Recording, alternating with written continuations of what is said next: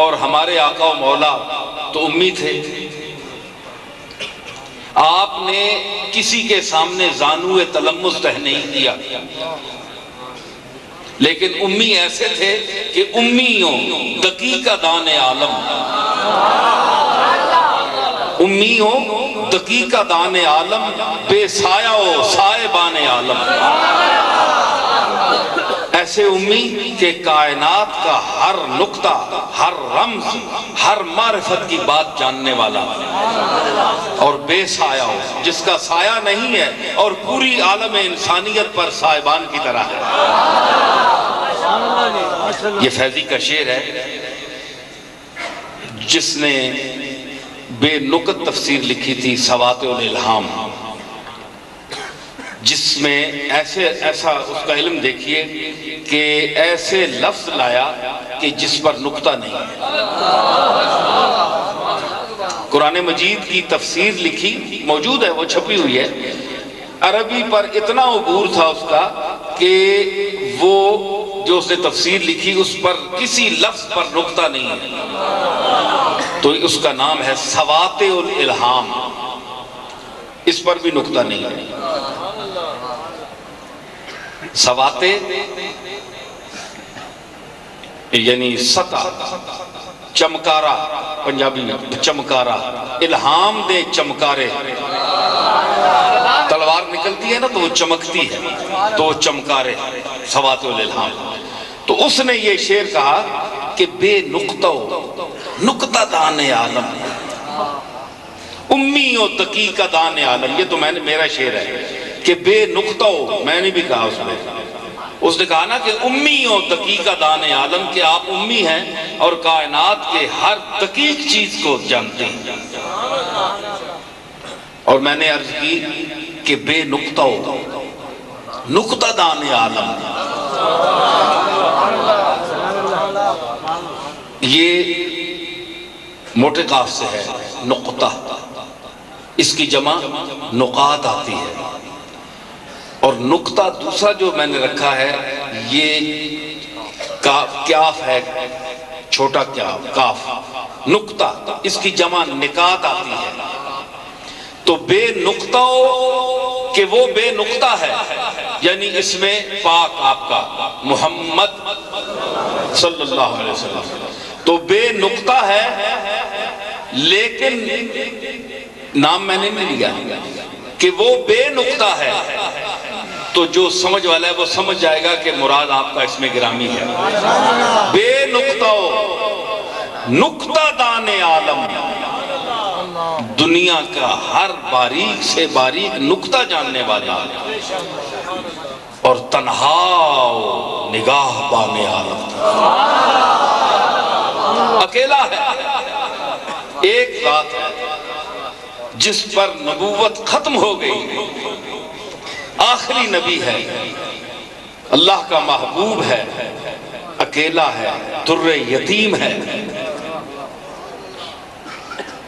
لیکن نگاہ بان عالم، پوری کائنات انسانیت کا نگہبان ہے.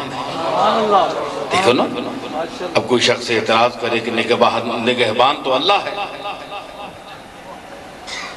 روزی پہنچانا تو اللہ کا کام ہے، رسول کا کام تو نہیں ہے، تو نگہبان تم نے کیوں کہا؟ تو میں عرض کروں گا، کیونکہ ذہن اٹھتے ہیں سوالات مختلف لوگوں کے، چلنے نہیں دیتے لوگ. تو میں عرض کروں گا کہ نگہبان عالم کا مطلب یہ ہے، تو پھر میں ان سے یہ کہوں گا کہ وَمَا أَرْسَلْنَاكَ إِلَّا رَحْمَةً لِلْعَالَمِينَ. تو میں نے تو ایک عالم کہا ہے، نگہبان عالم، عالم انسانیت مراد لیں، جہاں آپ سنتے ہیں، بولتے ہیں، ایک دوسرے کو دیکھتے ہیں، سمجھتے ہیں، بات کرتے ہیں. یہ تو ایک عالم ہے. اس عالم میں کروڑوں عالم ہیں، کروڑوں عالم ہیں، اربوں عالم ہیں، آپ گن نہیں سکتے اتنے عالم ہیں. تو میں نے تو بہت چھوٹی بات کی ہے. میں نے چونکہ اس کی ردیف رکھی تھی عالم، اس لیے مجھ پر کو چلنا پڑا عالم پر.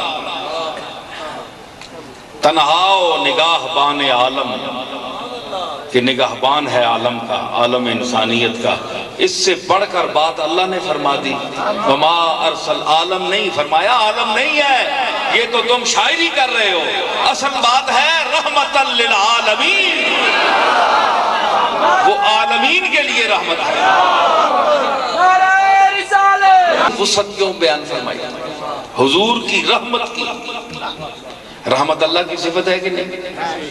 نبیوں کو کیوں دی؟ ٹھیک ہے، نبیوں کو کیوں دی رحمت؟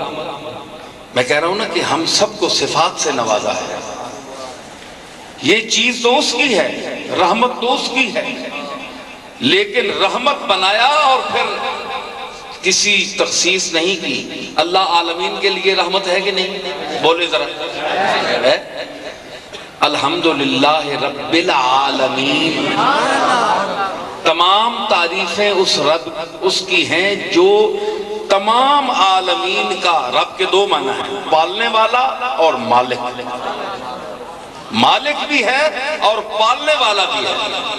تو جس طرح عالمین کا لفظ اپنے لیے رکھا، الحمدو الف لام استغراق کا ہے کہ تمام تعریفیں، جتنی جس قسم کی بھی تعریفیں ہیں کوئی کرے گا، ہوگی کسی نسل میں، کسی زبان میں، کسی لہجے میں، کسی انداز میں، کسی طور طریقے سے، کسی بہانے، کسی ہیلے سے کوئی کسی کی تعریف کرے گا تو اصل میں وہ اس چیز کی تعریف نہیں ہے بلکہ اس کی ہے جس نے اس چیز کو پیدا کیا ہے۔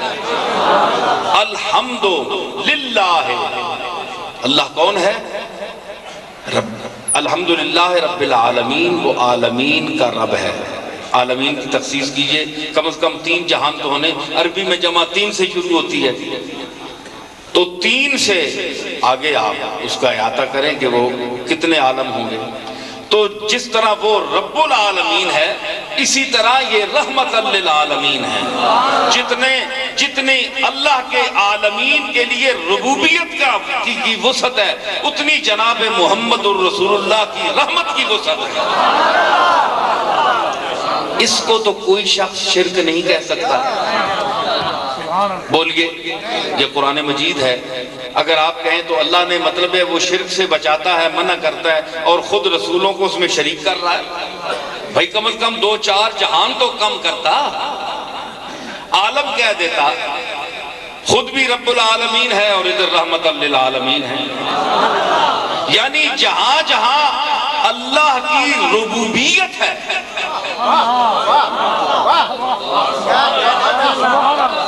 جہاں جہاں اللہ کی خدائی ہے، وہاں محمد کی مصطفیٰ